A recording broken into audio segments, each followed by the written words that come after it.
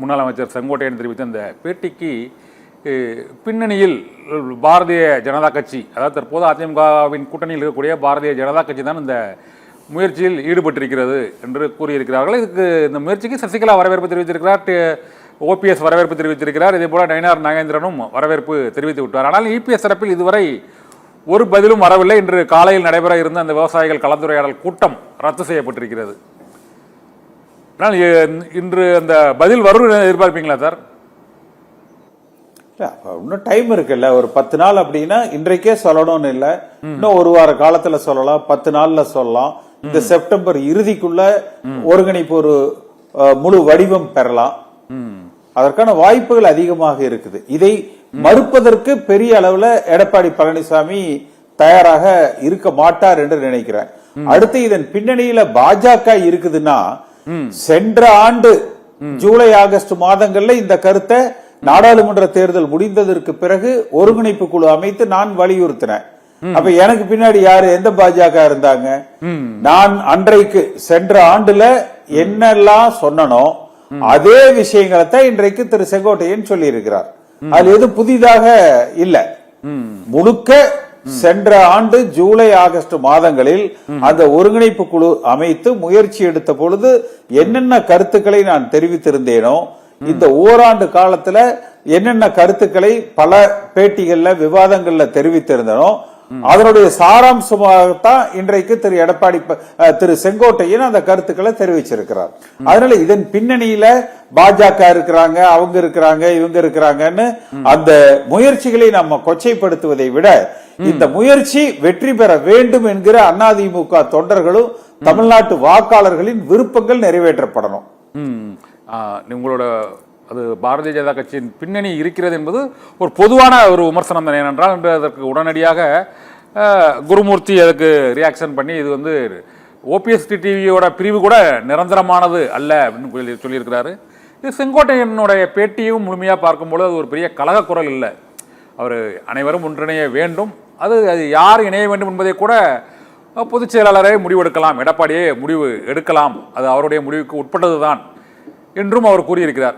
இதில் யாராவது ஓரிருவரை தவிர்த்து விட்டு முடிவு எடுத்தால் அது சரியாக இருக்குமா, அல்லது பிரிந்தவர்கள் அனைவருமே பல்வேறு காரணங்களால் பல்வேறு அமைப்புகள் நீங்கள் உட்பட பலர் பிரிந்திருக்கிறார்கள் பல்வேறு மாவட்டங்களில், அனைவரையுமே ஒன்றிய பிணக்கான பட்டியல் எதையும் செங்கோட்டையன் இதில் வெளியிடனால அவர் முழுமையாக மனம் திறக்கவில்லையோ என்ற ஒரு கருத்து இருக்கு.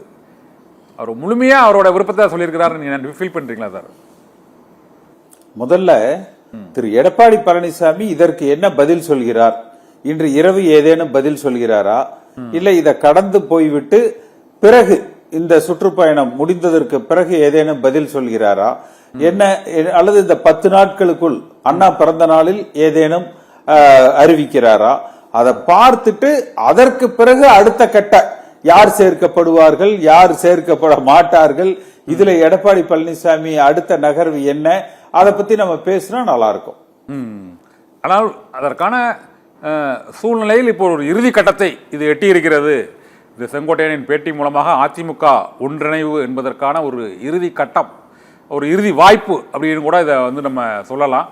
அந்த இறுதி வாய்ப்பு வெற்றி அடைந்தால் அதற்கு பிறகு அந்த அதிமுக ஒன்றிணைவுக்கு பிறகு அந்த கூட்டணி என்பது வலுவடையும், அல்லது இந்த கூட்டணி மாறுவதற்கான ஒருவேளை இந்த எடப்பாடி பழனிசாமி அதை ஒப்புக்கொள்ளவில்லை என்றால் அந்த இந்த அதிருப்தி தலைவர்கள் அனைவரும் இணைந்து ஒரு புதிய அணியாக உருவாவதற்கும் அந்த 4 அணி போல உருவாவதற்கும் வாய்ப்பு இருக்குன்னு சொல்றாங்க. நீங்க எப்படி ஃபீல் பண்ணீங்க சார்? அப்படி இருந்தால் இது சக்சஸ் ஆகுமா? முதல்ல எடப்பாடி பழனிசாமி அவர்கள் அவருடைய முடிவை சொல்லட்டும், அதுக்கப்புறம் நம்ம அடுத்த விஷயங்களுக்கு போலாம். இன்றைக்கு யூகத்தின் அடிப்படையில நம்ம அது பதில் சொல்றது நல்லா இருக்காது. ஆமா, ஆனா எடப்பாடி பழனிசாமி தொடர்ந்து பல ஆண்டுகளாக இந்த மௌனம் சாதிக்கிறாங்க தான் கேட்கறத. பலரும் இந்த இணைப்பு முயற்சியில் ஈடுபட்டிருக்காங்க. கடைசியா இந்த முயற்சிக்கு ஏற்கனவே செங்கோட்டையனை பொறுத்தவரை கடந்த அந்த அத்திக்கடவு அவிநாசி திட்ட தொடக்க விழாவில் அந்த அவருக்கு பாராட்டு எடப்பாடிக்கு நடைபெற்ற அந்த பாராட்டு விழாவில் பங்கேற்காதிலிருந்து இந்த பிரச்சார பயணம் தொடங்குவது வரை செங்கோட்டையன் வந்து பல்வேறு நிகழ்ச்சிகள்லையும் அது வந்து அவருக்கு புறக்கணிக்கப்பட்டதால் தான் இந்த முன்னெடுப்பை எடுத்திருக்கிறேன் என்று அவர் கூறியிருக்கிறார். அதில் இன்னொரு மிக முக்கியமான ஒரு கருத்தையும் சொல்றாரு. 2009 எடப்பாடி பழனிசாமியும் கட்சியிலிருந்து நீக்கப்பட்டவர் தான். அதனால நீக்கப்பட்டவர்களை பிரிந்து சென்றவர்கள் தான் என்ற குற்றத்தை இனிமேல் ஏற்க முடியாது என்ற கூற்றையும் செங்கோட்டையன் அதை கூறியிருக்கிறார். இந்த நிலையில நீங்க முதல்ல இருந்தே இதை சொல்லிட்டு வரீங்க, அவர் பதில் கூறட்டும் என்று பார்க்கலாம் என்று. ஆனால் பதில் கூறுவாரா என்ற கேள்விதான் எழுந்திருக்கிறது. உங்களுக்கு இதுவரை நடைபெற்ற அந்த பல்வேறு இணைப்பு முயற்சிகளுக்கு பிறகு இப்போது அந்த முயற்சியில் கனிவதற்கான காலம் கனிந்திருக்கிறது நினைக்கிறீங்களா சார் நீங்க? இல்ல பதில் கூறாமையில இல்ல. நாங்க எங்க நான் ஒருங்கிணைப்பு முயற்சி எடுத்த பொழுது கூட தெருவில் போறவங்களுக்கு எல்லாம் நான் பதில் சொல்ல வேண்டியது இல்லைன்னு கூட ஒரு பதில் சொன்னார்ல. அந்த மாதிரி செங்கோட்டையனுக்கு என்ன பட்டம் கொடுக்கிறாருன்னு பார்ப்போம். அதனால அவரது பதில் என்ன என்பதை பொறுத்து அதற்கு மேற்கொண்டு நம்ம விவாதிப்பது சரியாக இருக்கும். பதில் சொல்லாத நிலையில்